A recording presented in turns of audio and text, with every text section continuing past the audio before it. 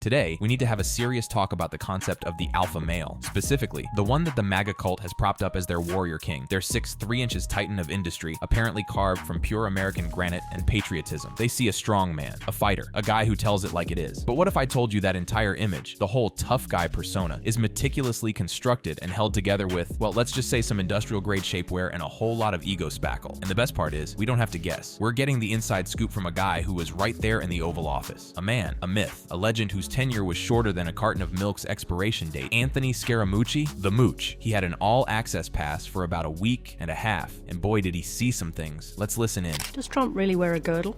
On certain days, yes. What's that about? Yeah. He's an image-oriented guy. He's a television entertainer. He hates taking pictures of him from the side because he just looks too fat from the side. He likes to take pictures head on. Spends a lot of time on his hair. It's like a sort of a weave thing that he does up there. He's got a certain orange war paint that he wears. He's got 2-inch heels, lifts in his shoes, even though he's a reasonably tall person. There's insecurity there. There's the hyper-masculinity is a tell for how insecure the guy actually is. And so what I don't understand, and I think people will write about 50 years from now, is that we just had a group of political cowards that couldn't stand up to the guy.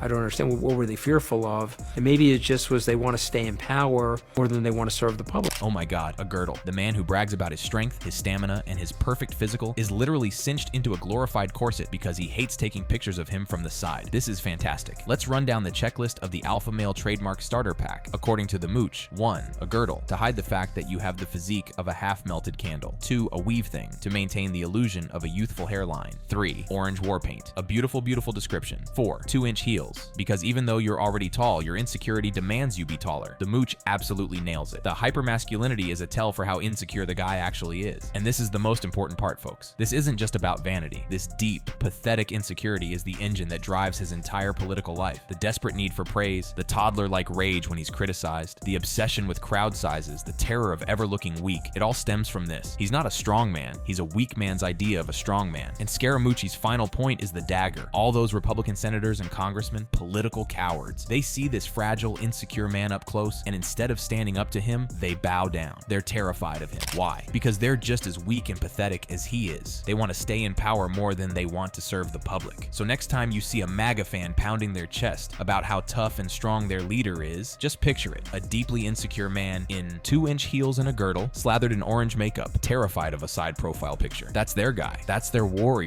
It would be sad if it wasn't so damn funny, but I hope you're sitting down for this next one, because it seems that after years of meticulous observation and data collection, some of Donald Trump's own staffers have come to a stunning conclusion. A conclusion that the rest of us, people with functioning eyes and ears, reached somewhere around 2015. They are now secretly saying that the man might not be entirely stable. I know, it's a lot to process. The guy who wanted to nuke a hurricane, who suggested injecting bleach, who stared directly into a solar eclipse, and who thinks windmills cause cancer might be a little impulsive. Let's watch this bombshell report. Donald Trump's own staffers are now secretly saying that he is no longer fit to serve as president of the United States, as we may be seeing the beginning of the internal collapse of the Trump administration. Now, this comes to us from the New Republic, who spoke with Donald Trump's former national security deputy, Miles Taylor, who said he still speaks with people on the inside of the administration. And they are saying that Donald Trump is still the same person, but he has become worse and emboldened. And that he has become impulsive, but impulsive without checks and balances. And we see this all the time, that Donald Trump makes a decision, then changes course the very next day. Or that he says he's going to do something but never follows through with it and just spits out whatever pops into his head at the moment. And this is only going to get worse as time goes on.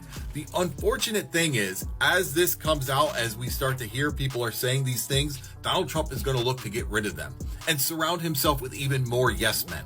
And as this goes on, Donald Trump will become more empowered, and the more he gets cornered, the worse he's gonna get. This isn't news. This is a cry for help from people who willingly signed up to work on the Death Star and are now shocked that Darth Vader is a bit of a downer. The real story isn't that his staff thinks he's unfit. The real story is that millions of our fellow citizens are watching this exact same behavior and thinking, yeah, that's my guy. 4 more years of that, please. That's the part that should terrify you. Not the secret whispers, but the loud public cheers. All right, my brain hurts, and I think it's about to hurt a bit more because it seems we're going to talk about that beloved MAGA catchphrase, drain the swamp. For years, we've been told this means getting rid of corruption and ousting entrenched DC elites. It sounds good, right? Noble even. But what if I told you drain the swamp was just a focus grouped marketing slogan? What if the real plan was to purge the entire federal government of anyone with a shred of experience, competence, or loyalty to the Constitution, and replace them with a pre-vetted army of loyalists who answer only to Donald Trump? Well, you don't have to take my word for it. Today, we get to hear it straight from the horse's mouth. This is John McEntee, Trump's former body man turned head of White House personnel. He's now a key figure in Project 2025, the group literally building the machine for a second Trump term. Listen closely, because he's saying the quiet part loud and clear. I work for the Heritage Foundation on their Project 2025, which is in charge of staffing the next administration should Trump win. So in the last year of the administration, last year in the White House, I ran the personnel office, which is in charge of like hiring and firing 4,000 political appointees in the executive branch, anything from like the Secretary of Defense to like a scheduler.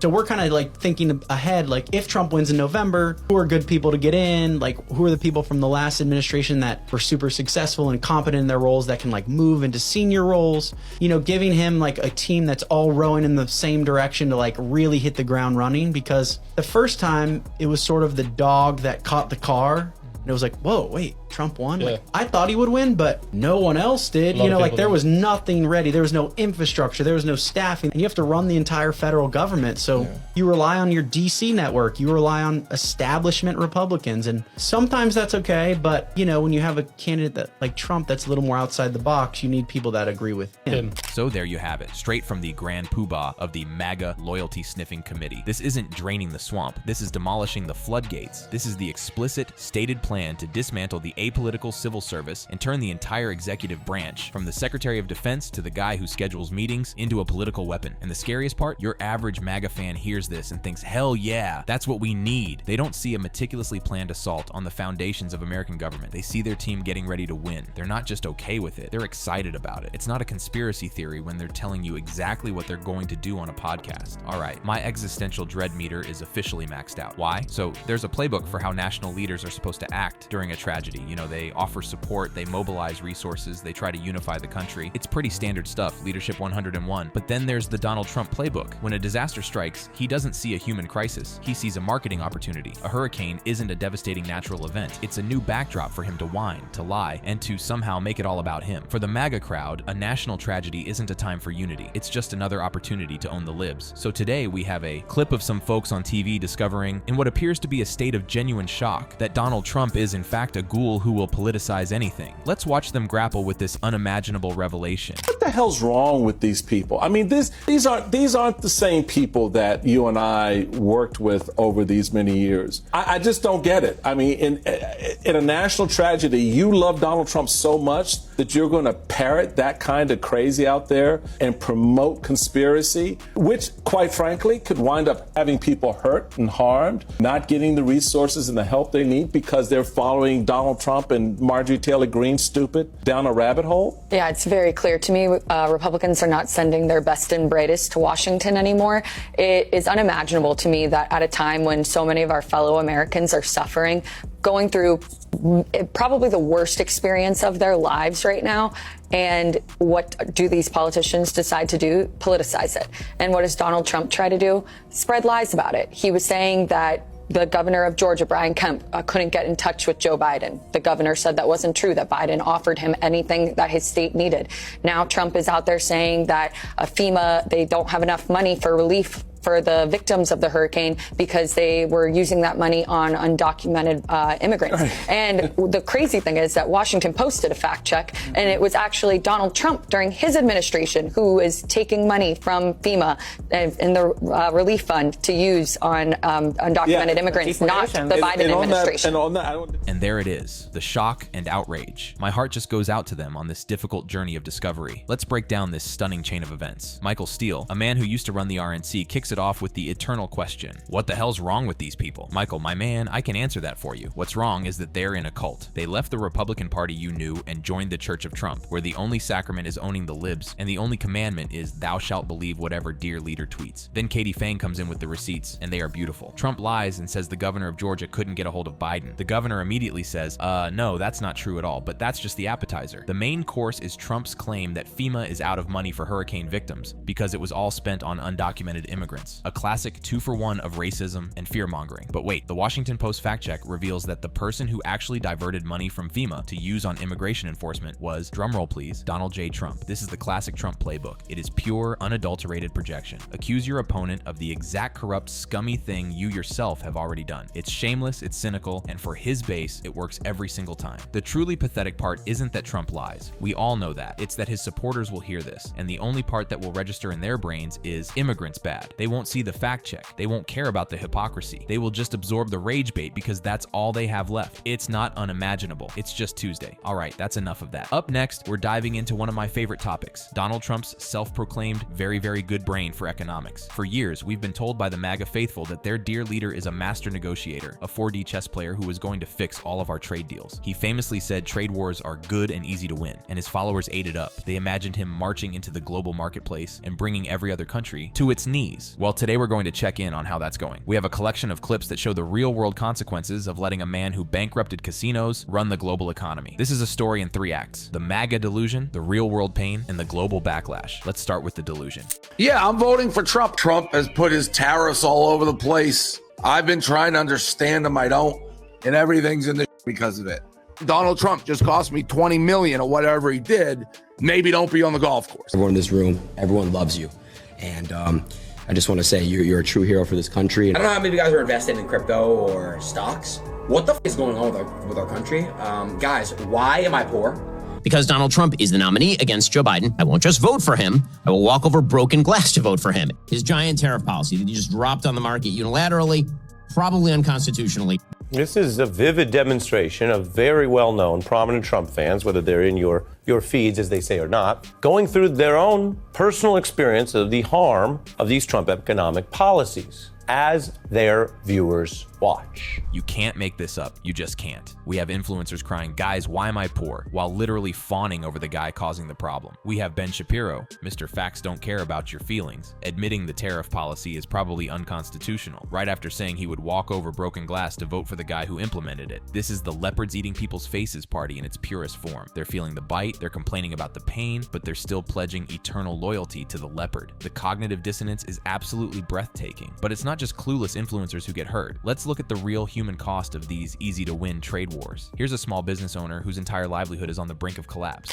I've been putting off filming this video for the longest time because I really didn't want it to come to this, but I won't be able to be selling to the US anymore, and I am heartbroken. The US is our main market, but with this current tariff situation, I won't be able to sell our products anymore. I'm not somebody who's gonna charge $200 for a tote bag, and it just seems so unfair. It's just me and my husband are doing the quality control, we're doing the marketing, we're doing the designing of the items, we're doing everything by ourselves, the customer service. We're not a dropshipping brand. We don't have any investors. We don't have a warehouse full of items that were $3 a unit. We're just trying to build something that feels good, that can help people live their everyday life, that can function. This brand started as an idea. We just wanted to create a product that felt like you, something that could help everybody, that you could take to the library, to school, to therapy, to a solo cafe day. And now I might lose the community that made this brand what it is today. I'm scared, I'm heartbroken. I don't know what this means for the future of the Tote Library. I'm confused, I'm angry.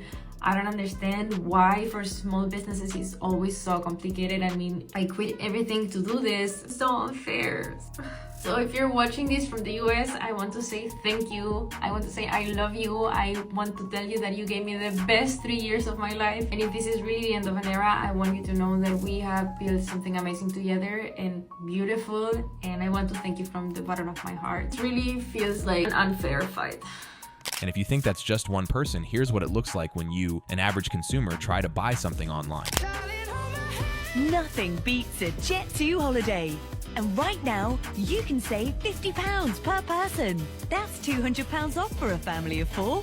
That right there, that's the truth. It's not some abstract political game. It's a woman who poured her life into her small business, a business that made beautiful things being crushed. It's you, the consumer, seeing a bill that is literally double the price of the item because of a duties and taxes line item. This is what winning looks like. So how is the rest of the world reacting to this brilliant strategy? Are they bowing down like Trump predicted? Let's check in with our polite neighbors to the north. War is officially on, so if you're Canadian, now more than ever is it so important to be shopping Canadian products. I'm heading to the grocery store now. I'm going to put together a list of all the products that are either made in Canada or products of Canada, so it's easy for you to do your next grocery shop. When shopping for produce, these are the labels that you want to be looking out for.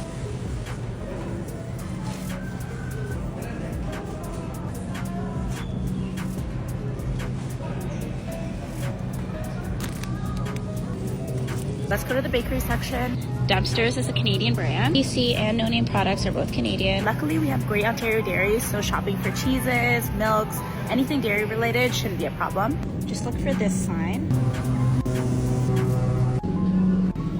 Let's go to the snack aisle. Cavendish Farms is a Canadian brand. These are the best kinds of fries anyways. KD. Crispy Minis are made in Canada. Crispers are also made in Canada. Miss Vicky's, of course. Primo. Patelli Pasta. Holman's is made in Canada. Heinz Ketchup is made in Canada, but I believe French's is a Canadian brand. Nutella is made in Canada. This is made with 100% Canadian oats. I'm not gonna lie, that took way longer than anticipated, so here's a list of everything I found to make it easier for you.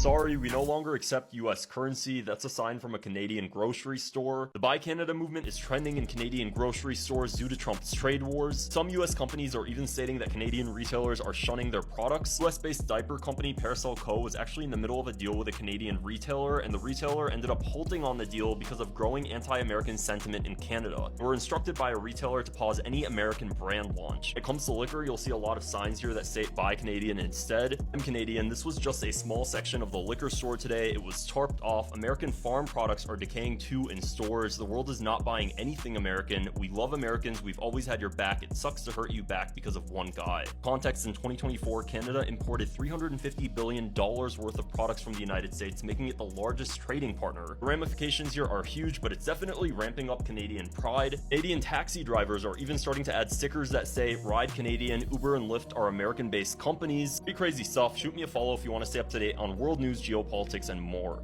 Turns out when you punch your biggest trading partner in the nose, they don't say, "Thank you, sir. May I have another?" They start a Buy Canadian movement and stop taking your money. And it's not just Canada. Let's hop across the pond. So that's the story of Trump's trade wars. MAGA delusion, real-world pain for regular people, global backlash and boycotts, and the promise of even more stupidity to come. Making America what exactly? Broke? Hated? Isolated? It's not great, I'll tell you that. In a jaw-dropping press conference moment that shocked both nations, White House Press Secretary Caroline Leavitt dropped this bombshell. Well, the president is, again, responding to the fact that Canada has been ripping off the United States of America and hardworking Americans for decades. If you look at the rates of tariffs across the board that Canadians have been imposing on the American people and our workers here, it is egregious. This ignited the biggest trade war in North American history. Canada's response? Absolutely devastating. Billions in retaliation, massive surcharges, even threats that could affect everyday American homes. The friendly neighbor to the north had become an economic adversary overnight, and the fallout is something no one could have predicted. What went wrong and how did we get here? Let's get into the details.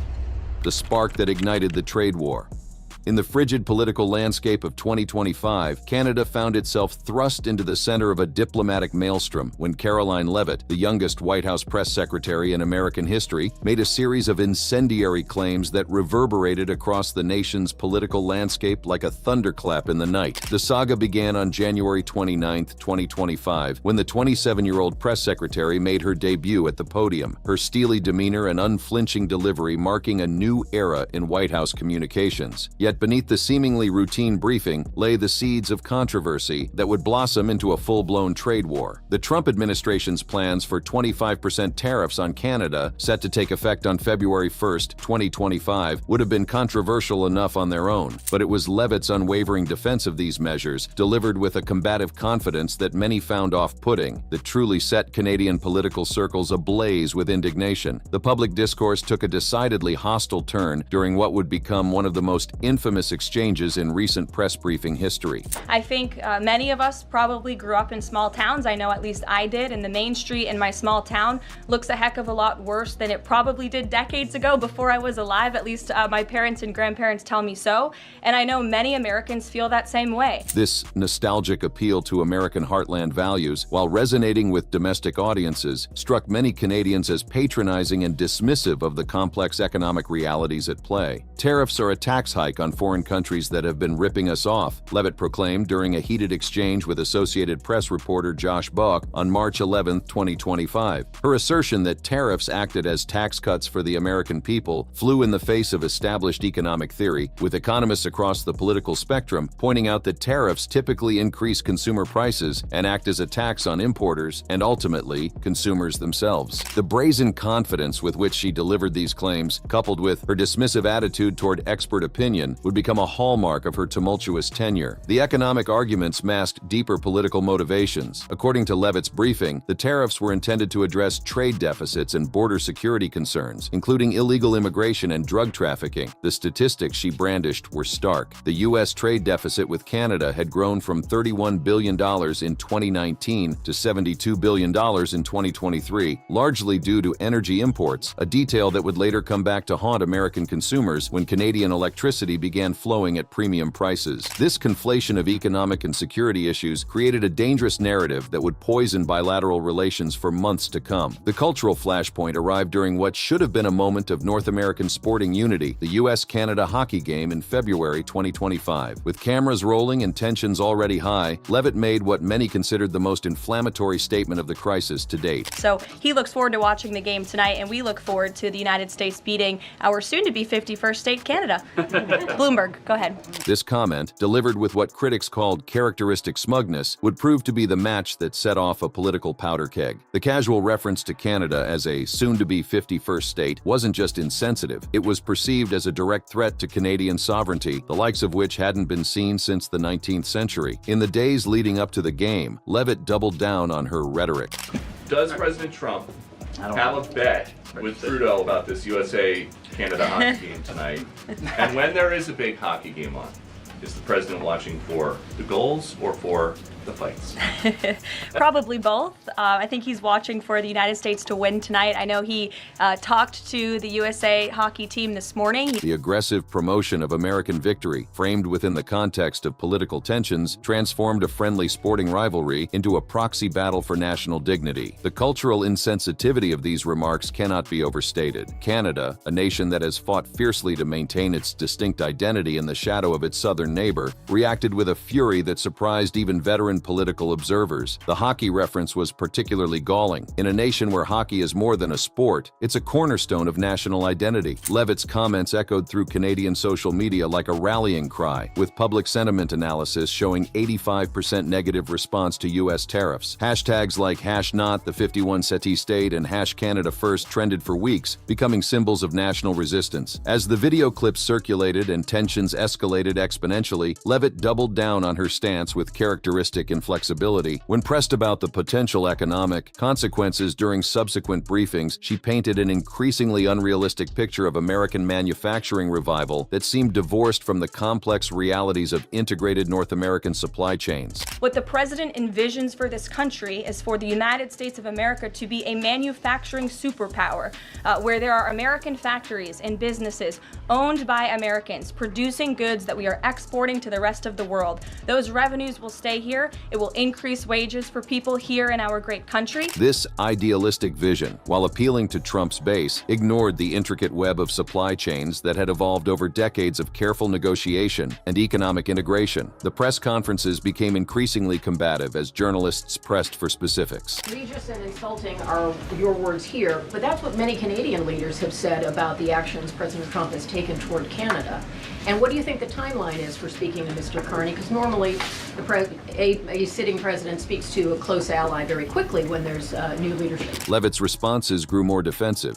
Well, the president is, again, responding to the fact that Canada has been ripping off the United States of America and hardworking Americans for decades. If you look at the rates of tariffs across the board that Canadians have been imposing on the American people and our workers here, it is egregious. The economic rhetoric became increasingly inflammatory as Levitt began brandishing charts and statistics with theatrical flair. If you look at Canada, since you brought it up, American cheese and butter, nearly 300% tariff. You look at India, 150% tariff on American alcohol. You think that's helping Kentucky bourbon be exported into India? I don't think so. The cherry-picked examples served to inflame rather than enlighten, creating a narrative of victimhood that resonated deeply with administration supporters while further alienating Canadian officials. The stage was set for an unprecedented diplomatic confrontation as February 1st, 2025 approached with grim inevitability. Canadian officials watched with growing alarm as Levitt's rhetoric escalated. Prime Minister Justin Trudeau, still reeling from his own political challenges, found himself thrust into the unfamiliar role of national defender. Ontario Premier Doug Ford, typically known for his moderate stance on U.S. relations, began to hint at retaliation measures that would shake the foundations of North American energy cooperation to their core. Meanwhile, the economic machinery of both nations braced for impact with a sense of foreboding. The Bank of Canada prepared increasingly dire models showing potential GDP declines of 2.5 percentage points in the first year under a full tariff regime. American manufacturers with Canadian supply chain dependencies began their own internal assessments, many concluding that the net effect would be devastation rather than the promised revitalization. The disconnect between Levitt's confident assertions and the growing panic in corporate boardrooms across America became increasingly stark. As tension reached a fever pitch, Trudeau addressed Levitt's escalating comments directly in a rare public intervention. I don't think so. I think the president is going to implement those tariffs tomorrow, and he will respond to Mr. Trudeau's comments in due time, I am sure. The Canadian Prime Minister's measured but firm response highlighted the growing chasm between diplomatic protocol and the inflammatory rhetoric emanating from the White House press room. Economists on both sides of the border warned of cascading effects that could ripple through global markets, while political commentators speculated about the long-term damage to a relationship that had weathered everything from the War of 1812 to modern security challenges. The first phase of the crisis had been set in motion by a series of remarks that many Canadians viewed as not just economically ignorant, but fundamentally disrespectful to their national sovereignty. Canada strikes back with economic precision. When the clock struck midnight on February 1, 2025, the economic landscape of North America irrevocably shifted in ways that would have seemed unthinkable just weeks earlier. But Canada's response to Levitt's comments and the subsequent tariffs demonstrated why many international observers call Canadian diplomacy a masterclass in measured precision, a stark contrast to the brash declarations coming from the White House press room. The methodical nature of Canada's retaliation would prove far more devastating than the blunt instrument approach favored by the Trump administration. The first wave of Canadian retaliation came with surgical precision on March 4, 2025, when Finance Minister Dominic LeBlanc announced what would become known throughout Canada as the Great Northern Pushback. The timing wasn't coincidental. Allowing a month of mounting anxiety had created maximum psychological impact. Canada's 25% tariffs on $155 billion worth of U.S. goods didn't merely target economic sectors, they struck at the heart of American consumer culture. The immediate implementation of tariffs on $30 billion worth of products sent shockwaves through American supermarkets and shopping malls, creating immediate and visible consequences that Levitt's theoretical promises could not match. The strategic brilliance of Canada's approach lay in its meticulous targeting. Orange juice, peanut butter, wine, beer, coffee, cosmetics, and footwear, these weren't industrial inputs or niche products, but the everyday items that fill American breakfast tables and closets. The psychological impact was immediate and profound. Each trip to the grocery store or shopping mall became a reminder of the consequences of the trade war. LeBlanc's announcement struck a deliberately measured tone that contrasted sharply with Levitt's inflammatory rhetoric. Canada is being needlessly and unfairly targeted. Today, the United States has chosen firm in defending our economy. The Canadian approach combined economic retaliation with diplomatic sophistication, ensuring international observers understood Canada was responding, not initiating hostilities. The electricity tariff represented the crown jewel of Canadian retaliation. Ontario's 25% surcharge on electricity exports, generating approximately $300,000 CAD daily, demonstrated Canada's often overlooked leverage over American energy security. The surcharge was elegantly calibrated to maximize minimize impact while maintaining political plausibility. Canada could claim it was merely supporting Ontario workers, families, and businesses, while American households in Minnesota, Michigan, and New York faced rapidly rising electricity bills that couldn't be easily attributed to other factors. The nuclear option that Ontario Premier Doug Ford held in reserve, shutting off electricity entirely, was precisely calculated to create maximum anxiety without immediate implementation.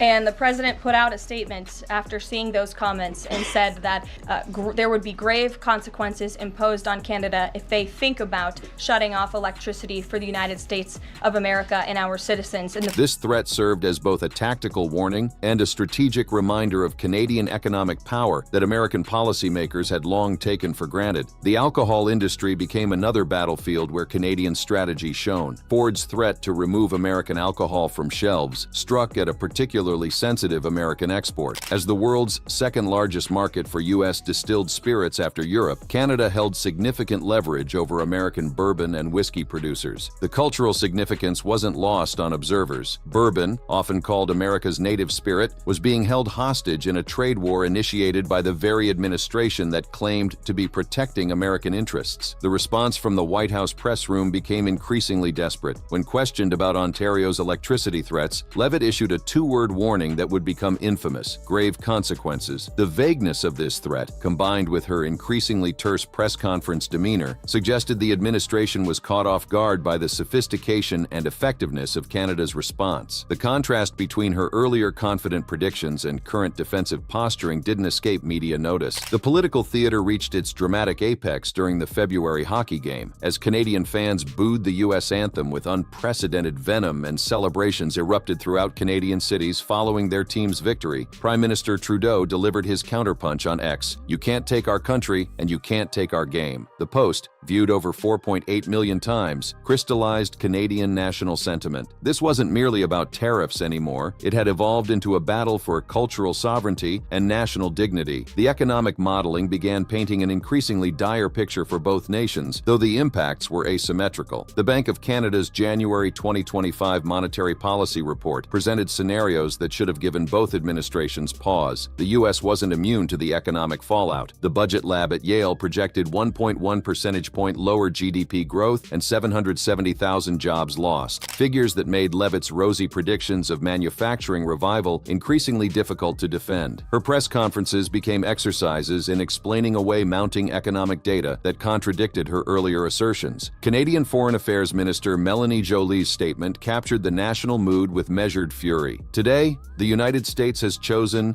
firm in defending our economy. The carefully chosen words, emphasizing that the U.S. had chosen this path while Canada merely defended, maintained the moral high ground internationally while rallying domestic support. As the weeks progressed, the auto industry became ground zero for the trade war's most devastating effects. Stellantis closed its Windsor, Ontario plant for 2 weeks, idling up to 12,000 workers in a single stroke. American forecasts predicted 1.8 million fewer vehicle sales in 2025, with analysts warning of potential market stagnation lasting a decade. For companies like Toyota, producing over 500,000 vehicles annually in Canada, the cost increases approached $5 billion or more, amounts that rendered entire production lines economically unviable. Leavitt's press conferences became increasingly combative as American businesses began feeling the squeeze of supply chain disruptions. Her attempts to paint a picture of manufacturing revival rang hollow as factory closures mounted and companies announced restructuring plans that often involved abandoning North American operations entirely. As for conversations, there is continued correspondence between the president's team, particularly Secretary Lutnick, and the Canadians as well. And the market reaction, how do you sell to the American people then after looking at what's happening in the markets this week and say that the tariff policy long term is something good? Her responses grew increasingly detached from economic reality. It will ensure our national security, and it will boost the morale of the American people to have thriving industries again. Think about Detroit, Michigan. The invocation of Detroit, a city still struggling to recover from previous economic transitions, seemed particularly tone-deaf as auto manufacturers announced plant closures and layoffs across the Midwest. The international community watched with growing alarm as the trade dispute threatened to metastasize into a broader diplomatic crisis. Mexico joined Canada in retaliatory measures, effectively creating a North American trade war that economists had warned about for years. The USMCA, once heralded heralded as a cornerstone of continental economic integration, was being stress-tested far beyond its designed capacity, its carefully negotiated dispute resolution mechanisms overwhelmed by the scale and scope of the tariff war. As March transitioned to April, the economic damage became impossible to ignore. Canadian support measures, including tax deferrals and financing facilities, reached $40 billion in liquidity for affected businesses. American consumers faced rising prices for basic goods, while manufacturers dependent on Canadian inputs struggled to maintain operations. The disconnect between Levitt's theoretical economic models and the visceral reality of supply chain disruption became undeniable. Her public appearances evolved into exercises in damage control that grew more transparent with each passing week. As for the tariffs, the president made his position on this quite clear with the statement that he put out.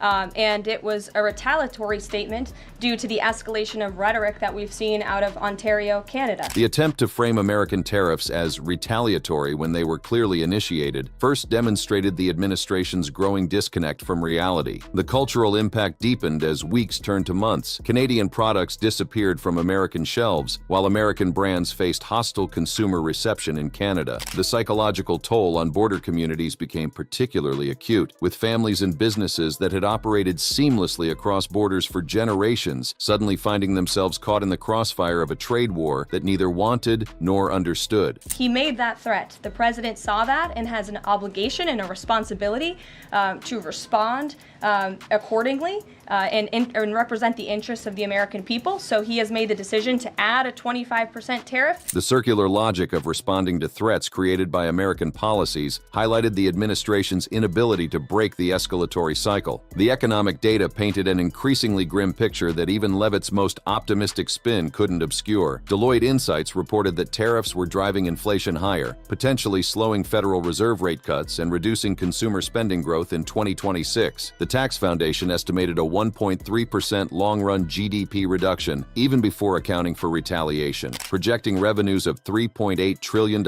over 2025 to 2034 figures that failed to account for the massive economic disruption and consumer costs the tariffs were creating. As Canada's response demonstrated its effectiveness, the administration found itself increasingly isolated. The initial support from some business groups evaporated as the reality of supply chain disruption hit home. Farmers in agricultural states that had previously supported Trump found their Canadian export markets vanishing overnight.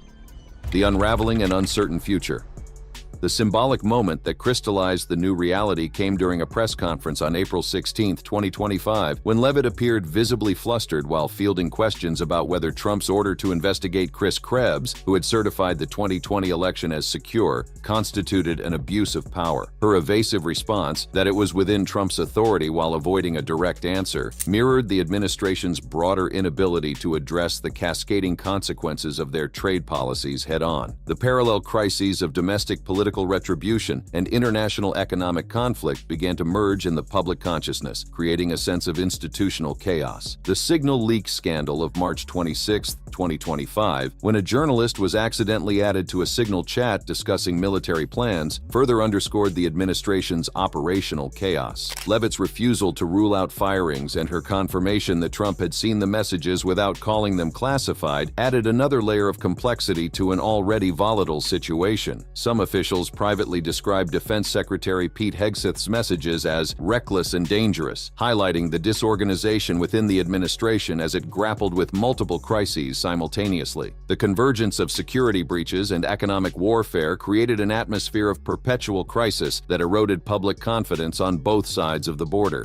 The economic data continued to paint an increasingly catastrophic picture that even the most skilled spin doctors couldn't obscure. Deloitte Insights reported that tariffs were driving inflation higher at a pace that threatened to destabilize monetary policy, potentially slowing Federal Reserve rate cuts that the economy desperately needed and reducing consumer spending growth in 2026 by margins that could trigger a broader recession. The Tax Foundation estimated a 1.3% long-run GDP reduction, even before accounting for retaliation, while projecting revenues of $3.8 trillion over 2025 to 2034, figures that did little to offset the mounting damage to American manufacturing manufacturers and consumers who faced immediate price increases while the promised tax revenue remained theoretical. Canadian strategic planning intensified as the crisis deepened. Prime Minister Mark Carney, who had taken office amid the crisis, announced an ambitious plan to reduce Canada's dependence on American products and services at speeds we haven't seen in generations. This wasn't merely rhetoric. Canadian businesses began actively pursuing alternative supply chains, forging new trade relationships with European and Asian partners that would outlast any resolution to the immediate crisis. The economic realignment promised to have generational implications, potentially reshaping North America's economic geography permanently. By April 2025, as Canada's auto industry implemented carve-outs for parts to maintain some semblance of supply chain continuity, it became increasingly clear that traditional trade models no longer applied to this conflict. The integrated North American auto sector, once a model of cross-border cooperation that had survived NAFTA and its replacement, was fracturing along national lines with terrifying speed. For companies straddling the border, the choices were stark and immediate: shut down operations entirely, accept unprecedented cost increases that would ultimately be passed to consumers, or undertake expensive and time-consuming restructuring to relocate production within national boundaries. The automotive crisis deepened dramatically as major manufacturers faced decisions that would reshape the industry. Toyota's annual production of over 500,000 vehicles in Canada faced cost increases approaching $5 billion,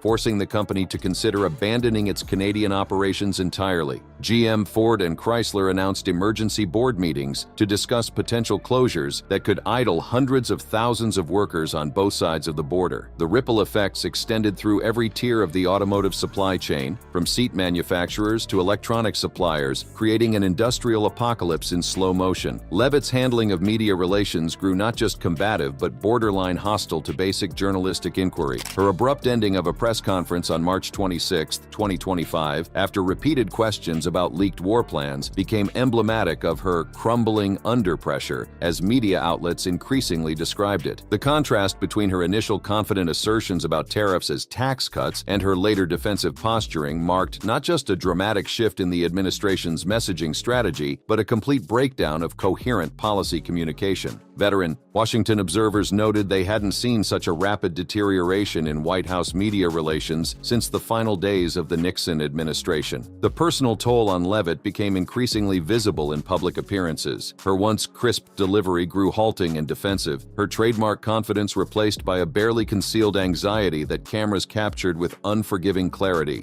100% tariff on agricultural products from India. Look at Japan tariffing rice, 700%.